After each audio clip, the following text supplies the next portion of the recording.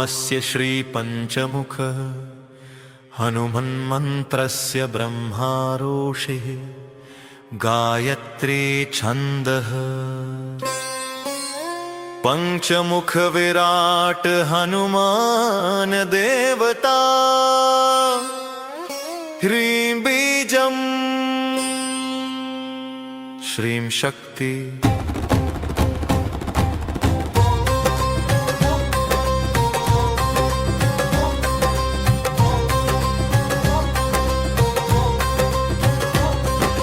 ओमस्य श्री पंचमुख हनुमन्मन्त्रस्य ब्रह्मारोषि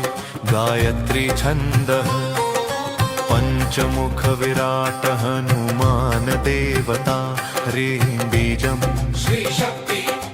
क्रौकीलकं क्रूकवचं क्रयस्त्राय फट् इति दिग्बन् श्रीगरुड उवाच अथ ध्यानं प्रवक्ष्यामि शृणु सर्वाङ्गसुन्दर यत्कृतं देवदेवेन ध्यान हनुमत्प्रियम् पञ्चकत्रं महाभीमं त्रिपञ्चनयनैर्युतं बाहुभिर्दशभिर्युक्तं सर्वकामार्थसिद्धिदं पूर्वतु वानरं वक्त्रं कोटिसूर्यसम्प्रभं दंष्ट्राकरालवदनं भ्रुकुटीकुटिलेक्षणम् अस्यैव दक्षिणं वक्त्रं नारसिंहं महाद्भुतम् अत्युग्रतेजोवपुष्पं भीषणनं भयनाशनं पश्चिमं गारुडं वक्त्रं वक्रतुण्डं महाबलं सर्वनागप्रशमनं विषभूतादिकृन्तनम् उत्तरं सौकरं वक्त्रं कृष्णं दीप्तं नभोपमम् पातालसिंहवेतालज्वररोगादिकृन्तनम् ऊर्ध्वं हयाननं घोरं दानवान्तकरं परं येन वक्त्रेण विप्रेन्द्र तारकाख्यमं महासुरम् जगाल शरणं तस्यात् सर्वशत्रुहरं परम् ध्यात्वा पञ्चमुखं रुद्रं हनुमन्तं दयानिधिं खड्गं त्रिशूलं खट्वाङ्गं पाशमङ्कुशपर्वतं मुष्टिं कौमोदकीं वृक्षं धारयन्तं कमण्डलुम् भिन्दिपालं ज्ञानमुद्रा दशभिर्मुनिपुङ्गवम् एतान्यायुधजालानि धारयन्तं भजाम्यहं प्रेतासनोपविष्टं तं सर्वाभरणं भूषितं दिव्यमाल्याम्बरधरं दिव्यगन्धानुलेपनं सर्वाश्चर्यमयं देवं हनुमद्विश्वतोमुखम्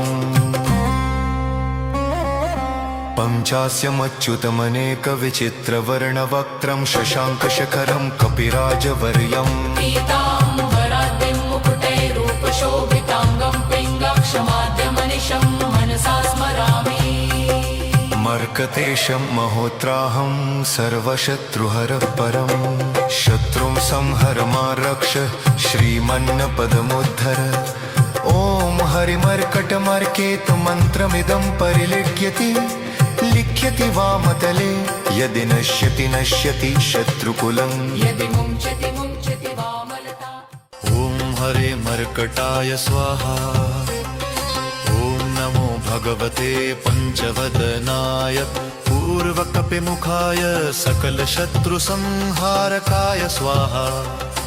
ॐ नमो भगवते पञ्चवदनाय दक्षिणमुखाय करालवदनाय नरसिंहाय सकलभूतप्रमथनाय स्वाहा ॐ नमो भगवते पञ्चवदनाय पश्चिममुखाय गरुडाननाय सकलविषहराय स्वाहा ॐ नमो भगवते पञ्चवदनाय उत्तरमुखाय आदिवराहाय सकलसम्पत्कराय स्वाहा ॐ नमो भगवते पञ्चवदनाय ऊर्ध्वमुखाय हयग्रीवाय सकलजनवशकराय स्वाहा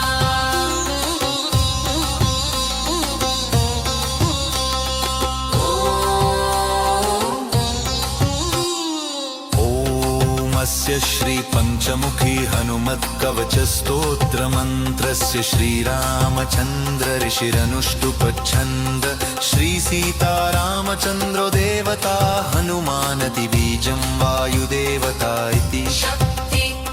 श्रीरामचन्द्रावरप्रसाद सिद्ध्यर्थे जपे विनियोगः इति ऋष्यादिकं विन्नसेत ॐ अग्जनीसुताय अङ्गुष्ठाभ्यां नमः ॐ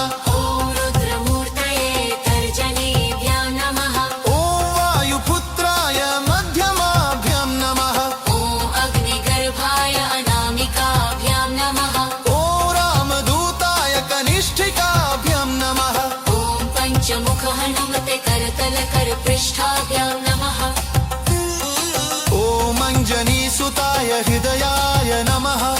ॐ रुद्रमूर्तये शिरसे स्वाहा ॐ वायुपुत्राय शिखायैव षट् ॐ अग्निगर्भाय कवचाय हम् ॐ रामदूताय नेत्रत्रयाय वो षट् ॐ पञ्चमुख हनुमते अस्त्राय फट् पञ्चमुख हनुमते अस्त्राय फट् पञ्चमुख हनुमते स्वाहा इति दिग्बन्धन् वन्दे वानरनारसिंहखगराक्रोडाश्ववक्त्रान्वितं दिव्यालङ्करनं त्रिपञ्चनयनं देदीप्यमानं रुचा हस्ताब्जैरसिखेटपुस्तकसुधा कुम्भाङ्कुशाद्रिं हलं खट्वाङ्गं फणिभूरुहं दशभुजं सर्वरिवीरापहम् ॐ श्रीरामदूताय आञ्जनेयाय वायुपुत्राय महाबलपराक्रमाय सीता दुःखनिवारणाय लङ्कादहनकारणाय महाबलप्रचण्डाय फाल्गुनसखाय कोलाहलसकलब्रह्माण्ड विश्वरूपाय सप्तसमुद्रनिर्लङ्घनाय पिङ्गलनयनाय अमितविक्रमाय सूर्यबिम्बफलसेवनाय दुष्टनिवारणाय दृष्टिनिरालङ्कृताय सञ्जीविनी सञ्जीविताङ्गदलक्ष्मण महाकपिसैन्यप्राणदाय दशकण्ठविध्वंसनाय रामेष्टाय महाफाल्गुनसखाय सीतासहित रामवरप्रदाय षट्प्रयोगागम पञ्चमुखवीर हनुमन्मन्त्रजपे विनियोगः ॐ हरिमर्कटमर्कटाय बं बं बं बं बं बं वो षट् स्वाहा ॐ हरिमर्कटमर्कटाय फं फं फं फं फं फट् स्वाहा ॐ हरिमर्कटमर्कटाय खें खें खें खें खेमारणाय स्वाहा ॐ हरिमर्कटमर्कटाय लुं लुं लुं लुलुं आकर्षित सकल सम्पत्कराय स्वाहा ॐ हरिमर्कटमर्कटाय धन धन धन धन धन शत्रुस्तम्भनाय स्वाहा ॐ टन् टन् टन् टन् टं कूर्ममूर्तये पञ्चमुखवीर हनुमते परयन्त्र परतन्त्रोच्चाटनाय स्वाहा ॐ कं खं गं घं चन् चन् जं झं टन् टन् डन् डन् टन् डन् तन् थन् दन् भं भं पं फं भं भं भं यं रलं वं शं शं समं लं शं स्वाहा इति दिग्बन्धः ॐ पूर्वकपिमुखाय पञ्चमुख हनुमते टन् टन् टन् टन् टन् टन् टन् सकलशत्रुसंहरणाय स्वाहा ॐ दक्षिणमुखाय पञ्चमुख हनुमते करालवदनाय नरसिंहाय ॐ ह्रीं ह्रीं ह्रीं ह्रूं ह्रीं सकलभूतप्रेतदमनाय स्वाहा ॐ पश्चिममुखाय गरुडाननाय पञ्चमुख हनुमते मं मं मं मं मं मं सकलविषहराय स्वाहा ॐ उत्तरमुखाय आदिवराहाय लल्लल्लल्लल्लं नृसिंहाय नीलकण्ठमूर्तये पञ्चमुख हनुमते स्वाहा ऊर्ध्वमुखाय हयग्रीवाय रुमुरुं रुमुरुं रुद्रमूर्तये सकलप्रयोजननिर्वाहकाय स्वाहा ॐ अञ्जनी लक्ष्मीसुताय वायुपुत्राय महाबलाय सीताशोकनिवारणाय श्रीरामचन्द्रकृपापादुकाय महावीर्यप्रमथनाय ब्रह्माण्डनाथाय कामदाय पञ्चमुखवीर हनुमते स्वाहा।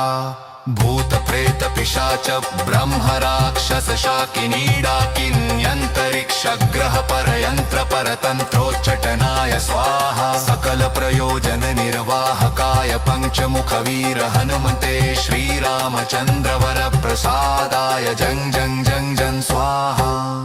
इदं कवचं पठित्वा तु महाकवचं पठेन्नरः एकवारं जपेत् स्तोत्रं सर्वशत्रुनिवारणम्। द्विवारं तु पठेन् नित्यं पुत्रपौत्रप्रवर्धनम्। त्रिवारं च पठेन् नित्यं सर्वसम्पत्करं शुभम्।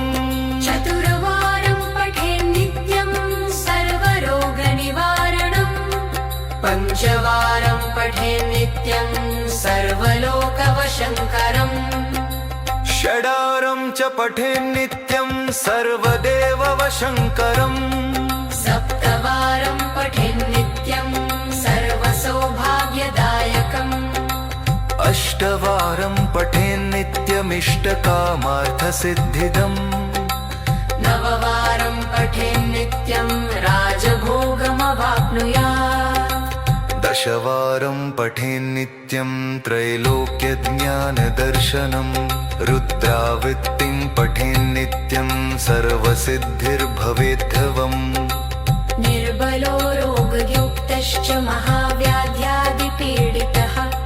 कवचस्मरणेनैव महाबलमवाप्नुयात्। इति सुदर्शनसंहितायां श्रीरामचन्द्रसीता प्रोक्तम्। ओमस्य श्रीपञ्चमुख हनुमन्मन्त्रस्य ब्रह्मारोषि गायत्री छन्दः। पञ्चमुख विराट हनुमान देवता ह्रीं बीजम् श्रीशक्ति क्रौकीलकं क्रूकवचं क्रयस्त्राय फट् इति दिग्बन्। श्रीगरुड उवाच अथ ध्यानं प्रवक्ष्यामि शृणु सर्वाङ्गसुन्दर यत्कृतं देवदेवेन ध्यान हनुमत्प्रियम्। पञ्चकत्रं महाभीमं त्रिपञ्चनयनैर्युतं बाहुभिर्दशभिर्युक्तं सर्वकामार्थसिद्धिदं। पूर्वतु वानरं वक्त्रं कोटिसूर्यसम्प्रभं दंष्ट्राकरालवदनं भ्रुकुटीकुटिलेक्षणम्। अस्यैव दक्षिणं वक्त्रं नारसिंहं महाद्भुतम्। अत्युग्रतेजोवपुष्पं भीषणनं भयनाशनं। पश्चिमं गारुडं वक्त्रं वक्रतुण्डं महाबलं सर्वनागप्रशमनं विषभूतादिकृन्तनम्। उत्तरं सौकरं वक्त्रं कृष्णं दीप्तं नभोपमम्। पातालसिंहवेतालज्वररोगादिकृन्तनम्। ऊर्ध्वं हयाननं घोरं दानवान्तकरं परं येन वक्त्रेण विप्रेन्द्र तारकाख्यमं महासुरम्। जगाल शरणं तस्यात् सर्वशत्रुहरं परम्। ध्यात्वा पञ्चमुखं रुद्रं हनुमन्तं दयानिधिं। खड्गं त्रिशूलं खट्वाङ्गं पाशमङ्कुशपर्वतं मुष्टिं कौमोदकीं वृक्षं धारयन्तं कमण्डलुम्। भिन्दिपालं ज्ञानमुद्रा दशभिर्मुनिपुङ्गवम्। एतान्यायुधजालानि धारयन्तं भजाम्यहं। प्रेतासनोपविष्टं तं सर्वाभरणं भूषितं। दिव्यमाल्याम्बरधरं दिव्यगन्धानुलेपनं सर्वाश्चर्यमयं देवं हनुमद्विश्वतोमुखम्। पञ्चास्यमच्युतमनेकविचित्रवर्णवक्त्रं शशाङ्कशखरं कपिराजवर्यम्। पीताम्बराद्रिं मुकुटैरूपशोभिताङ्गं पिङ्गाक्षमाद्यमनिशं मनसा स्मरामि। मर्कतेशं महोत्राहं सर्वशत्रुहरः परं। शत्रुं संहर मा रक्ष श्रीमन्नपदमुद्धर। ॐ हरिमर्कटमर्केतु मन्त्रमिदं परिलिख्यति लिख्यति वामतले यदि नश्यति नश्यति शत्रुकुलम् यदि मुञ्चति मुञ्चति वामलता ॐ हरे मर्कटाय स्वाहा ॐ नमो भगवते पञ्चवदनाय पूर्वकपिमुखाय सकलशत्रुसंहारकाय स्वाहा ॐ नमो भगवते पञ्चवदनाय दक्षिणमुखाय करालवदनाय नरसिंहाय सकलभूतप्रमथनाय स्वाहा ॐ नमो भगवते पञ्चवदनाय पश्चिममुखाय गरुडाननाय सकलविषहराय स्वाहा ॐ नमो भगवते पञ्चवदनाय उत्तरमुखाय आदिवराहाय सकलसम्पत्कराय स्वाहा ॐ नमो भगवते पञ्चवदनाय ऊर्ध्वमुखाय हयग्रीवाय सकलजनवशकराय स्वाहा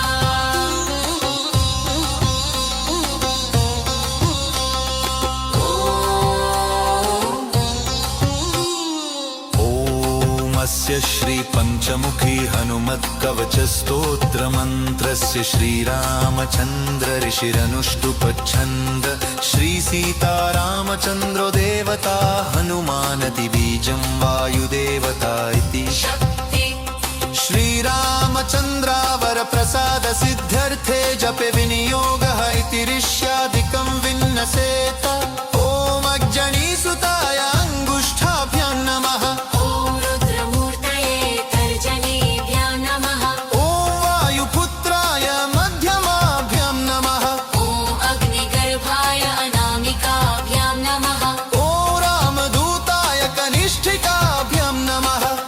पंचमुख हनुमते करतल कर पृष्ठाभ्यां नमः ॐ अञ्जनीसुताय हृदयाय नमः ॐ रुद्रमूर्तये शिरसे स्वाहा ॐ वायुपुत्राय शिखायै वषट् ॐ अग्निगर्भाय कवचाय हम् ॐ रामदूताय नेत्रत्रयाय वोषट् ॐ पंचमुख हनुमते अस्त्राय फट् पञ्चमुख हनुमते अस्त्राय फट् पंचमुख हनुमते स्वाहा इति दिग्बन्धन् वन्दे वानरनारसिंहखगराक्रोडाश्ववक्त्रान्वितं दिव्यालङ्करनं त्रिपञ्चनयनं देदीप्यमानं रुचा हस्ताब्जैरसिखेटपुस्तकसुधा कुम्भाङ्कुशाद्रिं हलं खट्वाङ्गं फणिभूरुहं दशभुजं सर्वरिवीरापहम् ॐ श्रीरामदूताय आञ्जनेयाय वायुपुत्राय महाबलपराक्रमाय सीता दुःखनिवारणाय लङ्कादहनकारणाय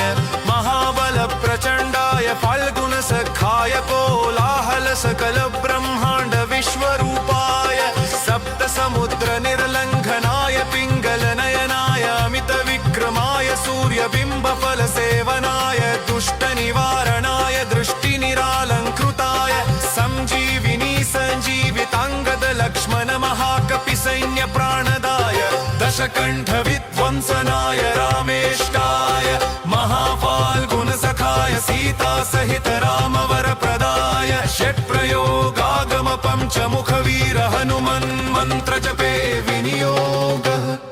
ॐ हरिमर्कटमर्कटाय बं बं बं बं बं बं वो षट् स्वाहा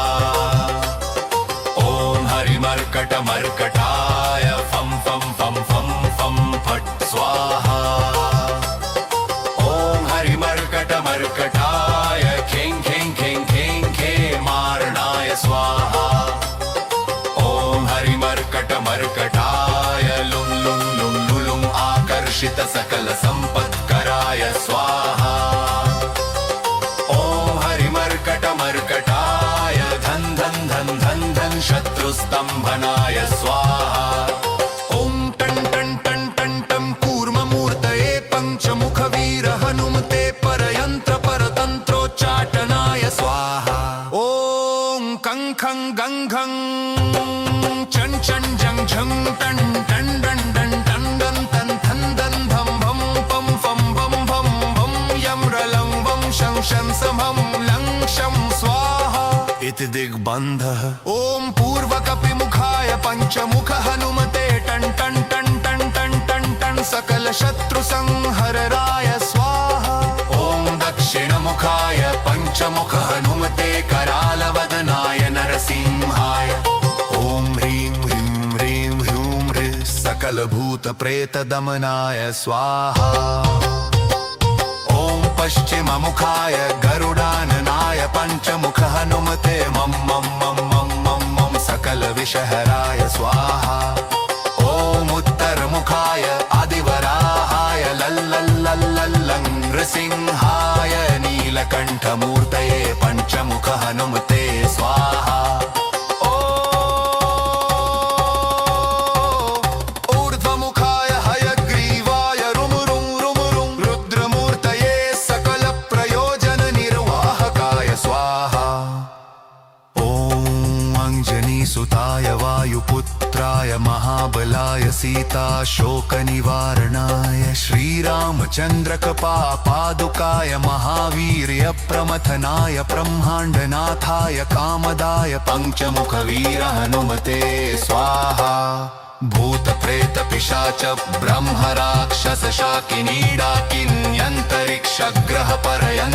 ब्रह्मराक्षसशाकिनीडाकिन्यन्तरिक्षग्रहपरयन्त्रपरतन्त्रोच्चटनाय स्वाहा सकलप्रयोजननिर्वाहकाय पञ्चमुखवीर हनुमते श्रीरामचन्द्रवरप्रसादाय जं जं जं जं स्वाहा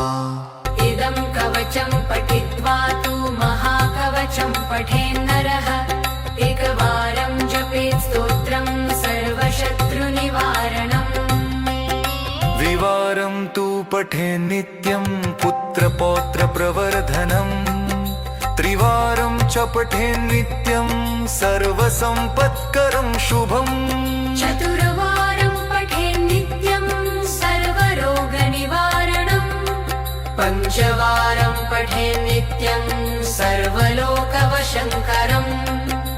षडारं च पठे नित्यं सर्वदेववशङ्करम् सप्तवारं पठेत् नित्यं सर्वसौभाग्यदायकम् अष्टवारं पठे नित्यमिष्टकामार्थसिद्धिदम् नववारं पठेत् नित्यं राजभोगमवाप्नुयात्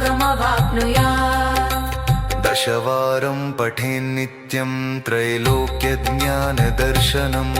रुद्रावृत्तिं पठे नित्यं सर्वसिद्धिर्भवेद्धवम् निर्बलो रोगयुक्तश्च महाव्याध्यादिपीडितः कवचस्मरणेनैव महाबलमवाप्नुयात् इति सुदर्शनसंहितायां श्रीरामचन्द्रसीताप्रोक्तम् ॐ श्रीपञ्चमुखहनुमन्मन्त्रस्य ब्रह्मारोषि गायत्री छन्दः पञ्चमुखविराट हनुमान् देवता ह्रीं बीजम् श्रीशक्ति क्रौकीलकं क्रूकवचं क्रयस्त्राय फट् इति दिग्बन्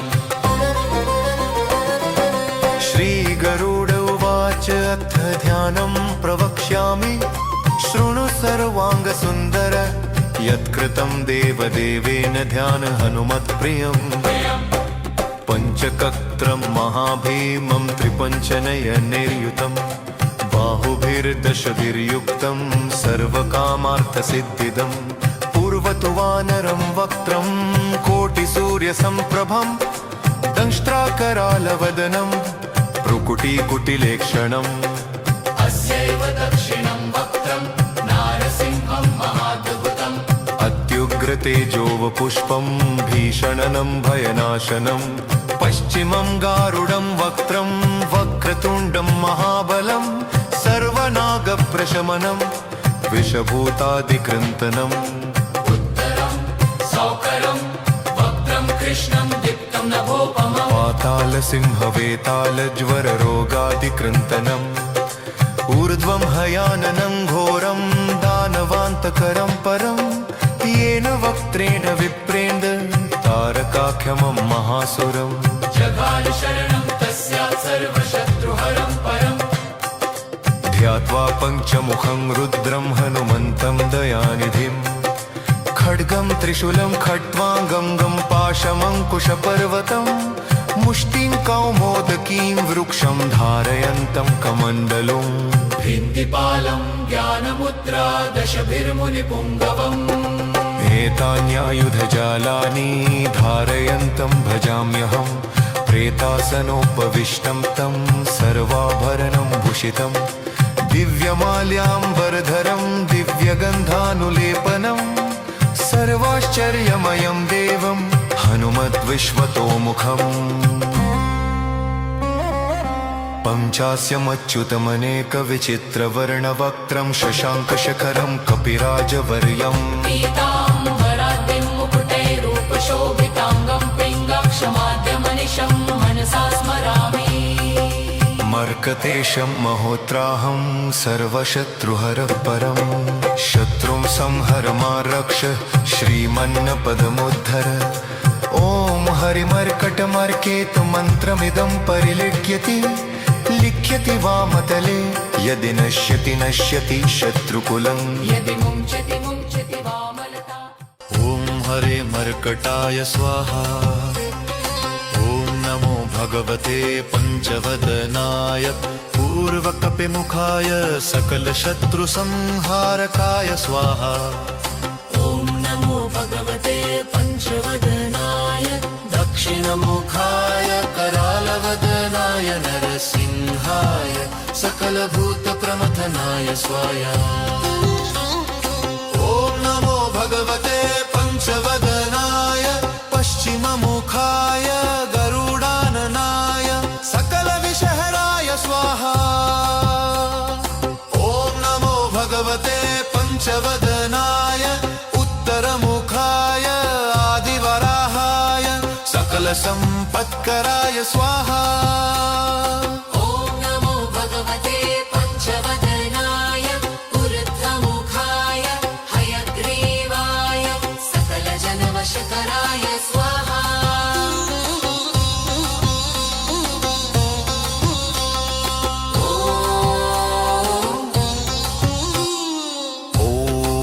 स्य श्री पंचमुखी हनुमत्कवच स्तोत्रमन्त्रस्य श्रीरामचन्द्र ऋषिरनुष्टुपच्छन्द श्री सीतारामचन्द्रो देवता हनुमानदिबीजं वायुदेवता इति शक्ति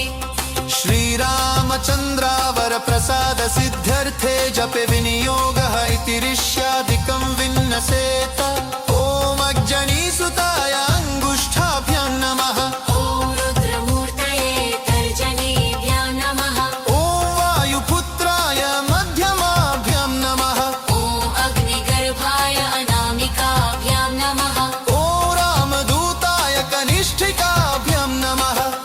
पंचमुख हनुमते करतल कर पृष्ठाभ्यां नमः ॐ अञ्जनीसुताय हृदयाय नमः ॐ रुद्रमूर्तये शिरसे स्वाहा ॐ वायुपुत्राय शिखायै वषट् ॐ अग्निगर्भाय कवचाय हम् ॐ रामदूताय नेत्रत्रयाय वोषट् ॐ पंचमुख हनुमते अस्त्राय फट् पञ्चमुख हनुमते अस्त्राय फट् पंचमुख हनुमते स्वाहा इति दिग्बन्धन् वन्दे वानरनारसिंहखगराक्रोडाश्ववक्त्रान्वितं दिव्यालङ्करनं त्रिपञ्चनयनं देदीप्यमानं रुचा हस्ताब्जैरसिखेटपुस्तकसुधाकुम्भाङ्कुशाद्रिं हलं खट्वाङ्गं फणिभूरुहं दशभुजं सर्वरिवीरापहम् ॐ श्रीरामदूताय आञ्जनेयाय वायुपुत्राय महाबलपराक्रमाय सीता दुःखनिवारणाय लङ्कादहनकारणाय महाबलप्रचण्डाय फाल्गुनसखाय कोलाहलसकलब्रह्माण्ड विश्वरूपाय सप्तसमुद्रनिर्लङ्घनाय पिङ्गलनयनाय अमितविक्रमाय सूर्यबिम्बफलसेवनाय दुष्टनिवारण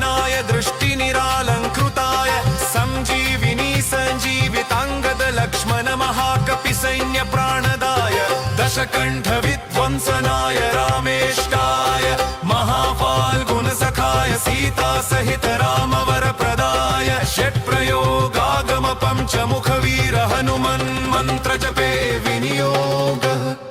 ॐ हरिमर्कटमर्कटाय बं बं बं बं बं बं वो षट् स्वाहा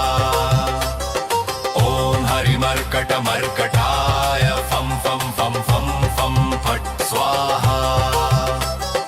ॐ हरिमर्कटमर्कटाय खें खें खें खें खें मारणाय स्वाहा ॐ हरिमर्कटमर्कटाय लुं लुं लुं लुलुं आकर्षित सकल संपत्कराय स्वाहा ॐ हरिमर्कटमर्कटाय धन धन धन धन धन शत्रुस्तंभनाय स्वाहा ॐ टं टं टं टं टं कूर्ममूर्तये पञ्चमुखवीर हनुमते परयन्त्र परतन्त्रोच्चाटनाय स्वाहा ॐ कं खं गं घं चं चं जं झं टं टं डं डं टं डं तं थं दं धं भं पं फं भं भं भं यं रलं वं शं शं समं लं शं स्वाहा इति दिग्बन्धः ॐ पूर्वकपिमुखाय पञ्चमुख हनुमते टं टं टं टं टं टं टं सकल शत्रु संहरराय स्वाहा ॐ दक्षिणमुखाय पञ्चमुख हनुमते करालवदनाय नरसिंहाय ॐ ह्रीं ह्रीं ह्रीं ह्रूं ह्रीं सकल भूत प्रेत दमनाय स्वाहा ॐ पश्चिममुखाय गरुडाननाय पञ्चमुख हनुमते मं मं मं मं मं मं सकल विषहराय स्वाहा ॐ उत्तरमुखाय आदिवराहाय लल्लल्लल्लल्लं नृसिंहाय नीलकण्ठमूर्तये पञ्चमुख हनुमते स्वाहा ऊर्ध्वमुखाय हयग्रीवाय रुमुरुं रुमुरुं रुद्रमूर्तये सकल प्रयोजन निर्वाहकाय स्वाहा ॐ अञ्जनीसुताय वायुपुत्राय महाबलाय सीता शोकनिवारणाय श्रीरामचन्द्रकपापादुकाय महावीर्यप्रमथनाय ब्रह्माण्डनाथाय कामदाय पञ्चमुखवीर हनुमते स्वाहा भूतप्रेत पिशाच ब्रह्मराक्षस शाकिनीडाकिन्यन्तरिक्षग्रह परयन्त्र परतन्त्रोच्चटनाय स्वाहा सकल प्रयोजन निर्वाहकाय पञ्चमुखवीर हनुमते श्रीरामचन्द्रवर प्रसादाय जं जं जं जं स्वाहा इदं कवचं पठित्वा तु महाकवचं पठेन्नरः एकवारं जपेत् स्तोत्रं सर्वशत्रुनिवारणम् द्विवारं तु पठेन् नित्यं पुत्रपौत्रप्रवर्धनम् त्रिवारं च पठेन् नित्यं सर्वसम्पत्करं शुभम् चतुर्वारं पठेन् नित्यं सर्वरोगनिवारणम् पञ्चवारं पठेन् नित्यं सर्वलोकवशङ्करम् षडारं च पठेन् नित्यं सर्वदेववशङ्करम् सप्तवारं पठेन् नित्यं सर्वसौभाग्यदायकम् अष्टवारं पठेन् नित्यमिष्टकामार्थसिद्धिदम् नववारं पठेन् नित्यं राजभोगमवाप्नुयात् दशवारं पठेन् नित्यं त्रैलोक्यज्ञानदर्शनम् रुद्रावृत्तिं पठेन् नित्यं सर्वसिद्धिर्भवेद्धवम् निर्बलो रोगयुक्तश्च महाव्याध्यादिपीडितः कवचस्मरणेनैव महाबलमवाप्नुयात् इति सुदर्शनसंहितायां श्रीरामचन्द्रसीता प्रोक्तम् श्रीपञ्चमुख हनुमत्कवचम्।